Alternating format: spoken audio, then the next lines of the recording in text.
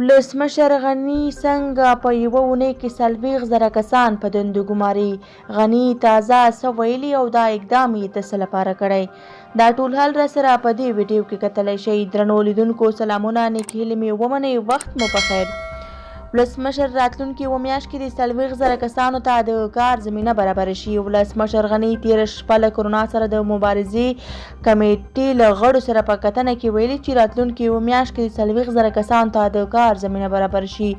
د معلوماتو تر مخه نوموړي دا امر د ملي پراختیا شرکت ته کړی، په یوه میاشت کې د 40,000 کسانو ته د کار زمینه برابره کړي. همداراز د ملي پراختیا شرکت مشر عبدالرحمن عطاش ولسمشر غني ته په خپله وینا کې ویلي چې هغوی 40,000 کسانو ته د کار پیدا کولو پلان ترتیب کړی او ډېر ژر به یې عملي کړي.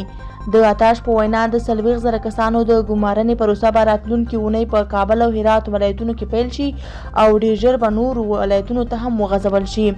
ولسمشر غني په داسې وخت کې د 40,000 کسانو ته د کار کولو زمینه برابرولو خبر ورکوي چې تازه د هرات او کابل ولایتونه د کرونا وایرس د مخنیوي له امله کرنټین شوي دي او دولت ادارو ته 3 اونۍ رخصت ورکړی. که څه هم په نړۍ کې ډېر هیوادونه کرنټین دي، خو په افغانستان کې بیا بېوزله کورنۍ په حکومت نیوکې کوي چې هغوی په یوه وخت ډوډۍ پیدا کولو توان نه لري او حکومت یې لاسنیوی نه کوي، نو دوی ته به د کرنټین پر مهال ژوند ډېر سخت شي.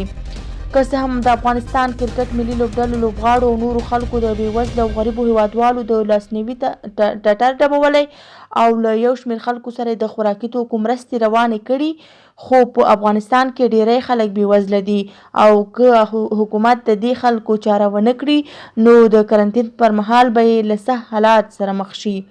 دا وه زموږ د نن ورځې ویډیو. چې که زموږ ویډیو مو خوښه وي زموږ ویډیو لایک او زموږ چینل سبسکرایب کړئ. له توجه څخه مو نړۍ مننه. تر بیا ښې چارې ولرئ.